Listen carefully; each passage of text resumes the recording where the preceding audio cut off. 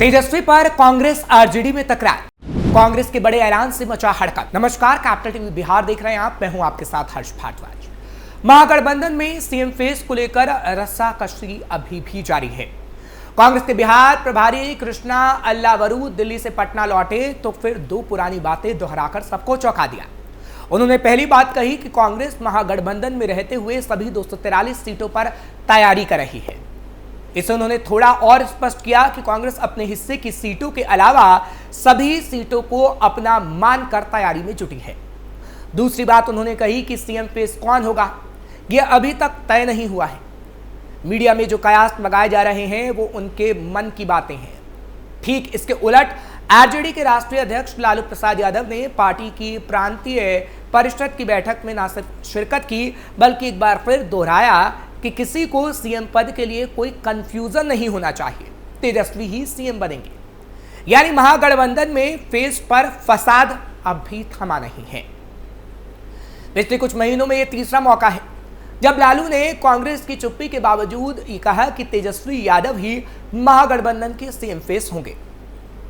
इससे पहले वो मोतिहारी और झारखंड के कोडरमा में कह चुके हैं कि महागठबंधन में सीएम फेस पर किसी को कोई दुविधा नहीं होनी चाहिए, हर हाल में तेजस्वी ही सीएम बनेंगे। कोई माई का लाल उन्हें सीएम बनने से नहीं रोक सकता।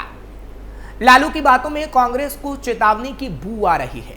शायद उन्हें इस बात का इल्म हो गया कि कांग्रेस सीटों के लिए बेवजह भ्रम पैदा कर रही है।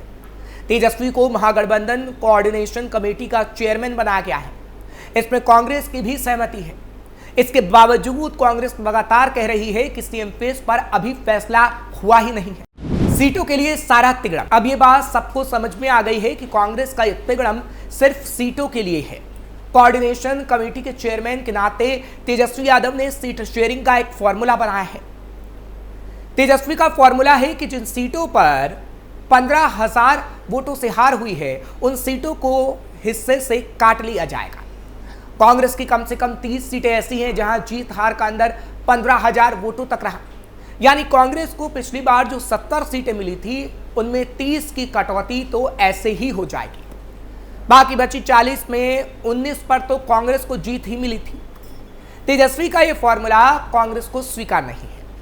कांग्रेस कभी पिछली बार से कम सीटों पर नहीं मानने की बात कहती है तो कभी 243 सीटों पर तैयारी और उम्मीदवारों से टिकट के लिए आवेदन मांगती है। पूर्णिया के सांसद पप्पू यादव कम से कम 100 सीटों पर कांग्रेस को लड़ने की सलाह देते रहे हैं। कांग्रेस ने नहीं खोले हैं पत्ते। राहुल गांधी बिहार की लगातार यात्राएं कर रहे हैं। कांग्रेस के दूसरे बड़े नेता भी बिहार आते रहे हैं। आश्चर्य यह है कि राहुल गांधी अपने संबोधन में कभी भी तेजस्वी यादव का जिक्र नहीं करते। कृष्णा अल्लावरू तो शुरू से ही तल्ख तेवर अपनाए हुए हैं। कांग्रेस नेताओं के साथ तेजस्वी यादव की बैठक में भी यही सलाह मिली कि सीएम के चेहरे पर अभी कोई फैसला नहीं हुआ है। अलबत्ता कोऑर्डिनेशन कमेटी बनाने की सलाह मल्लिकार्जुन खड़गे और राहुल गांधी ने जरूर दी। इसका तुरंत गठन भी हो गया। कोऑर्डिनेशन कमेटी की बैठकों में कई उप समितियां भी बनी हैं। यह भी तय हुआ है कि महागठबंधन साझे तौर पर चुनावी कार्यक्रमों का आयोजन करेगी। हालांकि अभी तक बात कोऑर्डिनेशन कमेटी तक ही सिमट कर रह गई है। राहुल गांधी चुप हैं। फ्रंट पर कृष्णा अल्लावरू ही दिखते हैं। अल्लावरू की सलाह पर ही अखिलेश प्रसाद सिंह को कांग्रेस ने प्रदेश अध्यक्ष के पद से हटाकर राजेश राम को नया अध्यक्ष बनाया था। किसी के दबाव में नहीं आएगी आरजेडी। हालांकि लालू यादव के ताजा बयान से यह साफ हो गया है कि आरजेडी तेजस्वी के सीएम फेस पर किसी के दबाव में नहीं आएगी। कांग्रेस भले ही बोले लेकिन बाकी सहयोगी दलों को तेजस्वी के नाम पर कोई आपत्ति नहीं है। घटक दलों का मानना है कि 2020 में जब तेजस्वी यादव ने ही महागठबंधन को लीड किया था तो इस बार आपत्ति क्यों होनी चाहिए। आरजेडी के भरोसेमंद सूत्रों के मुताबिक कांग्रेस को छोड़कर भी महागठबंधन का खाका लालू ने तैयार कर लिया है। असदुद्दीन ओवैसी की पार्टी एआईएमआईएम ने महागठबंधन में शामिल होने की इच्छा जताई। अभी तक इस बारे में आरजेडी ने कोई फैसला नहीं लिया है। जो खाका तैयार हुआ है उसमें तीनों वामपंथी दलों के अलावा वीआईपी, आरएलजेपी और एआईएमआईएम को साथ रखने की बात है। इससे कांग्रेस के हिस्से वाली सीटों से सबको आरजेडी महागठबंधन में एडजस्ट कर लेगी। कांग्रेस का अकेले लड़ने का इतिहास। कांग्रेस से आरजेडी की खुन्नस तो उसी दिन से है जब लालू ने ममता बनर्जी को इंडिया ब्लॉक के नेतृत्व के लिए राहुल से ज्यादा उपयुक्त बताया था।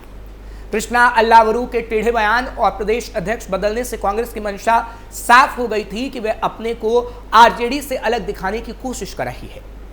लालू तेजस्वी को नापसंद कन्हैया कुमार को बिहार में चुनावी अलख जगाने के लिए उतारना भी दोनों दलों के बीच मतभिन्नता की बड़ी वजह है। इस बीच हरियाणा और दिल्ली विधानसभा चुनाव में कांग्रेस ने इंडिया ब्लॉक की सहयोगी आम आदमी पार्टी के साथ जो बर्ताव किया, उससे भी अभी तक संशय की स्थिति बनी हुई है कि कहीं बिहार में भी कांग्रेस उसे दोहरा ना दे और महागठबंधन से अलग ना हो जाए। क्या कांग्रेस अब लड़ना चाहती है अस्तित्व की लड़ाई? बहुत से राजनीतिक विशेषज्ञों का मानना है कि कांग्रेस केवल दिखावे के लिए यह भ्रम बना रही है कि वो राज्य में अलग चुनाव लड़ सकती है। दरअसल कहा जा रहा है कि आरजेडी इस बार कांग्रेस को महागठबंधन में 40 से 50 सीटों पर ही विचार कर रही है कि इतनी सीटें ही दी जाए, पर कांग्रेस पिछली बार की तरह 70 सीट से कम लेने को तैयार नहीं। इसके अलावा कांग्रेस अपने मन मुताबिक सीटों का चयन भी करना चाहती है। दिल्ली विधानसभा चुनावों में कांग्रेस अगर आम आदमी पार्टी के साथ चुनाव लड़ी होती तो जरूर फायदे में रही होती, पर कांग्रेस ने आम आदमी पार्टी के साथ चुनाव लड़ने के बजाय अकेले चुनाव लड़कर भविष्य पर ध्यान केंद्रित किया। यही हाल वो बिहार में भी कर सकती है। दरअसल दिल्ली हो या बिहार, दोनों ही राज्यों में कांग्रेस के कोर वोटर्स के भरोसे ही आम आदमी पार्टी हो या आरजेडी, दोनों ही मजबूत पार्टियां बन गई हैं। इन दोनों पार्टियों के चलते ही कांग्रेस की राजनीतिक हालत दिल्ली और बिहार में ढेले भर की नहीं रह गई। कांग्रेस अब यह बात समझ चुकी है कि अगर इन राज्यों में फिर से सत्ता में आना है तो अपना स्वतंत्र अस्तित्व बनाना होगा। आरजेडी की पिछलग्गू पार्टी बनकर बिहार में कुछ हासिल नहीं हो सकता। बीजेपी को रोकने के नाम पर सबसे ज्यादा नुकसान कांग्रेस का ही हो रहा है। कांग्रेस इस घेरे से अब बाहर निकलना चाहती है। राहुल गांधी ने कुछ महीने पहले ही बिहार यात्रा के दौरान राज्य में हुई जाति जनगणना को फर्जी बताकर तेजस्वी यादव को यह जता दिया था कि कांग्रेस अब सब्सिडरी पार्टी बनकर काम नहीं करने वाली है। दरअसल 2020 के विधानसभा चुनाव में महागठबंधन ने कांग्रेस को 70 सीटें देकर एक एहसान ही जताया था। यही कारण रहा कि कांग्रेस 19 सीटें जीत सकी थी। हालांकि 2015 में जब आरजेडी और जेडीयू के साथ कांग्रेस ने चुनाव लड़ा था तो 27 सीटें जीतने में कामयाब हुई थी। इसलिए जाहिर तौर पर कांग्रेस बिना सहारे के आज बिहार में कोई हैसियत नहीं रखती है। अगर ये सब जानते हुए भी कांग्रेस आरजेडी प्रमुख लालू यादव की मर्जी के खिलाफ चलना चाहती है तो इसका मतलब है कि कांग्रेस ने सोच लिया है कि दिल्ली की तरह उसे अपनी जड़ें तलाशनी है, चाहे इसके लिए उसका सफाया ही क्यों ना हो जाए। कांग्रेस का अकेले चुनाव लड़ना आरजेडी को पहुंचाएगा नुकसान। कांग्रेस के अकेले चुनाव लड़ने का नुकसान वैसे तो महागठबंधन को होना तय है, पर बीजेपी भी इससे अछूती नहीं रहेगी। पिछले साल फरीदाबाद के सूरजकुंड में हुए बीजेपी के एक सम्मेलन में एक वरिष्ठ नेता ने कहा था कि बिहार में हमारी कोशिश होनी चाहिए कि कांग्रेस और आरजेडी अलग अलग चुनाव लड़े। दरअसल बिहार में बीजेपी का कोर वोटर सवर्ण है, उसी तरह कांग्रेस के भी कोर वोटर सवर्ण है। अगर कांग्रेस के कैंडिडेट सवर्ण जाति के संबंध रखते हैं और बीजेपी का कैंडिडेट किसी पिछड़ी जाति से है तो इसमें कोई दो राय नहीं है कि एक बड़ा तबका जो बीजेपी को वोट देने वाला होगा वो कांग्रेस की ओर चला जाएगा। इसी तरह मुस्लिम और दलित वोटों में कांग्रेस की हिस्सेदारी बहुत तेजी से बढ़ रही है। अगर कांग्रेस मजबूत कैंडिडेट उतारती है तो आरजेडी को मुस्लिम और दलित वोटों से वंचित होना पड़ सकता है। इस तरह कांग्रेस का अकेले चुनाव लड़ना बीजेपी ही नहीं आरजेडी को भी नुकसान पहुंचा सकता है। इसलिए बीजेपी तो नहीं चाहती कि कांग्रेस अकेले लड़े, लेकिन कांग्रेस ये जरूर प्लान बना रही है कि वो अकेले लड़े जिससे महागठबंधन के अंदर तेजस्वी यादव को और बीजेपी को काफी नुकसान हो। खैर, ऐसा होगा या नहीं ये तो वक्त ही बता पाएगा। आपको ये खबर कैसी लगी कमेंट सेक्शन में जरूर बताएं। खबर को लाइक शेयर करें, कैपिटल टीवी को सब्सक्राइब करना मत भूलिएगा।